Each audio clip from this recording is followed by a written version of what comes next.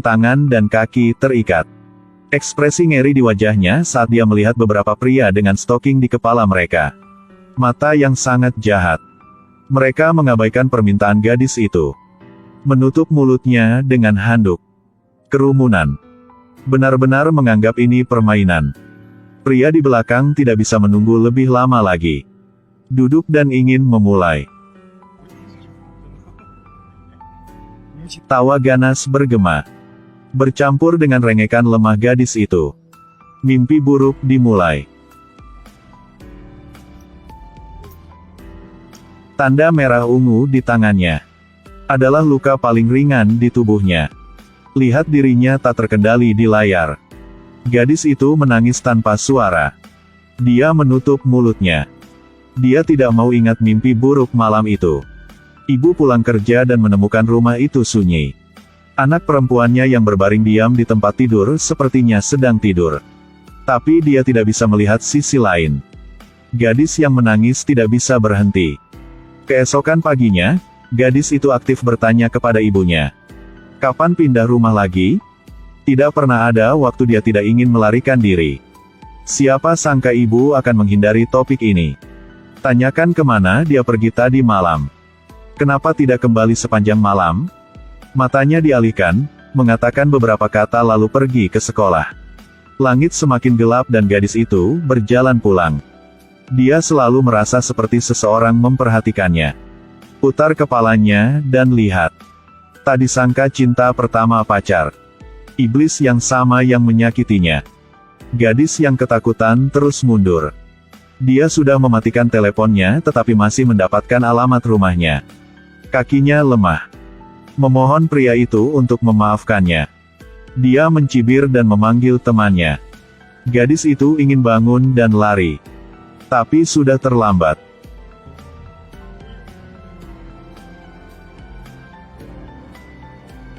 Dia dengan cepat mengguncang botol itu. Lalu buka tutup botolnya. Berikan pada gadis itu memohon padanya. Dia ingin secercah harapan muncul. Tetapi pihak lain perlahan duduk. Peringatkan dia jika dia berani menolak. Akan mengirimkan video itu ke semua siswa di sekolah. Gadis itu menundukkan kepalanya tak berdaya. Dia masih agak ragu-ragu di hatinya. Tapi ditangkap oleh pria itu. Jangan lupa. Aku tahu di mana kamu tinggal. Jangan bermimpi untuk melarikan diri. Gadis yang benar-benar putus asa hanya bisa pasrah. Siap. Mulai.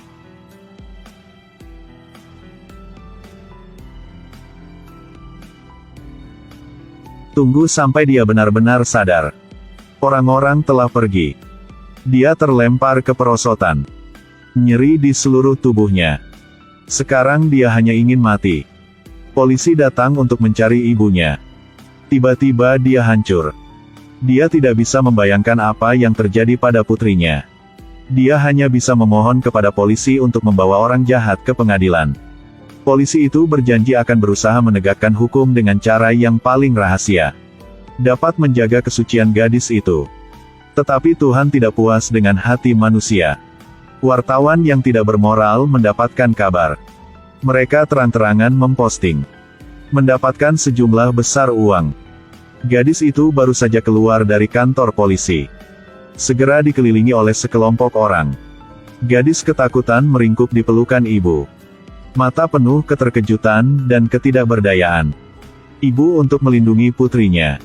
Akhirnya terpaksa pindah rumah. Ke kota baru, gadis itu mengganti namanya. Secara bertahap menghilangkan rasa sakit. Memulai hidup baru. Dia menjadi guru sekolah menengah. Sangat ramah dengan siswa. Tapi karena wajahnya yang cantik, sekali lagi menjadi sasaran iblis. Yorin masih tidak memperhatikan ketika dia mencuci wajahnya.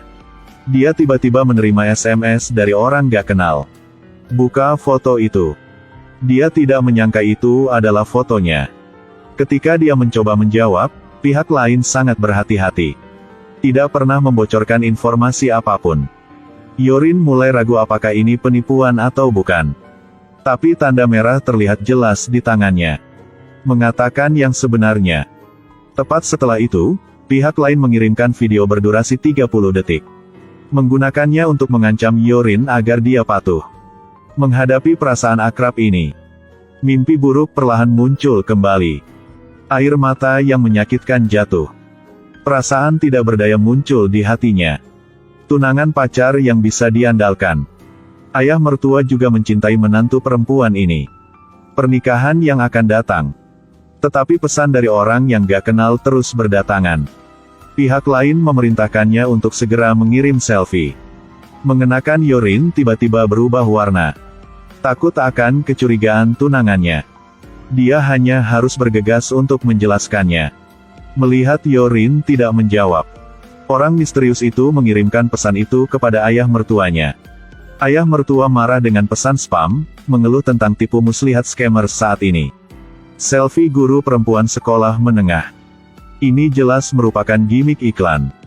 Hyorin tiba-tiba membuka matanya lebar-lebar. Dengan malu-malu menundukkan kepalanya.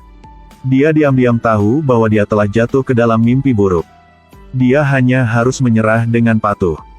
Dia mati-matian duduk di toilet. Foto di tangan telah dikirim. Menunggu lama, tidak ada tanggapan dari pihak lain. Sepertinya sudah menyerah. Tapi malam itu ada perintah baru. Hyorin tidak berani melawan. Berhati-hatilah dalam pergi ke tempat yang telah ditentukan. Tapi ketika dia masuk, saya melihat sebotol air minum seperti sebelumnya.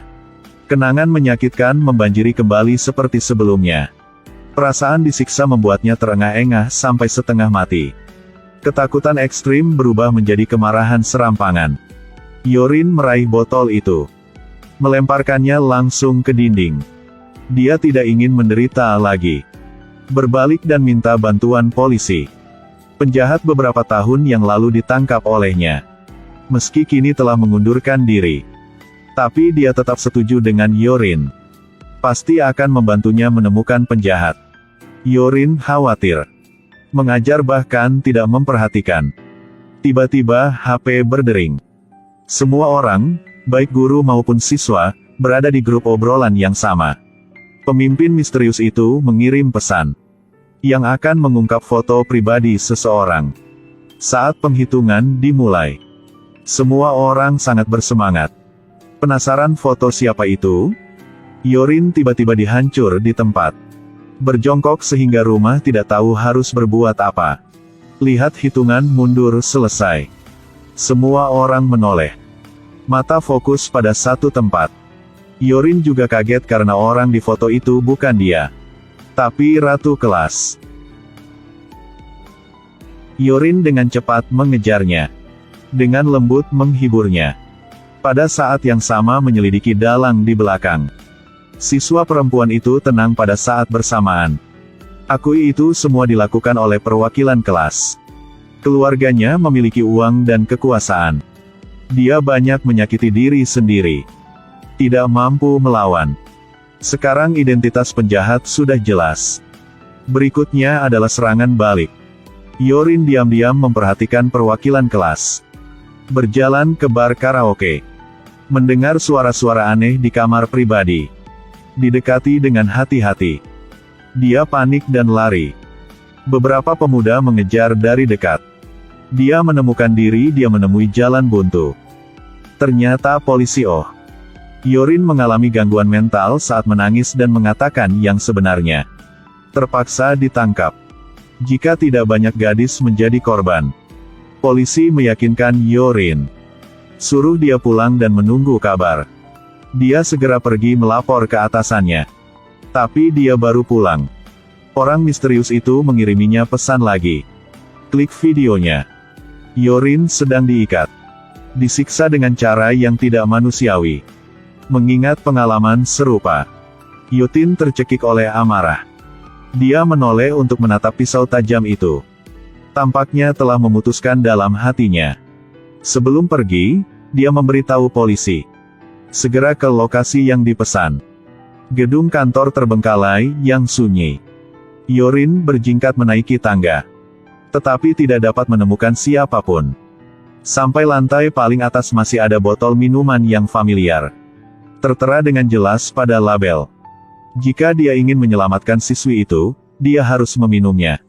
Yorin memutuskan untuk meminum semua air sampai dia bangun. Menemukan diri dia dikelilingi oleh orang-orang. Melepas masker adalah ketua kelas yang menakutkan. Tapi dia terlihat takut. Terlihat terancam. Yorin buru-buru bertanya di mana mereka mengikat siswa itu. Tapi kata-kata itu berakhir begitu saja. Dia perlahan muncul. Wajahnya penuh ketidakpedulian.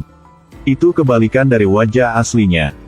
Dia tersenyum dan mengaku. Jika dia tidak melakukannya sendiri, bagaimana Yorin akan ke sini? Yorin tiba-tiba tersadar. Dia terlihat seperti orang gila ingin bertanya. Tetapi siswa sekolah menengah ini acuh tak acuh. Bahkan lebih ekstrim. Mereka menyalakan ponsel mereka untuk streaming langsung biar dapat uang. Semuanya tidak bisa diselamatkan lagi. Tiba-tiba ada suara yang datang dari belakang. Ternyata polisi datang. Dia marah masuk. Benar-benar tidak tahan dengan tingkah menjijikan anak-anak manja ini. Polisi telah mengepungnya di luar. Seluruh kumpulan kebocoran melarikan diri. Siswa perempuan juga berlari dekat di belakang. Tapi ditarik oleh gurunya dan tersandung.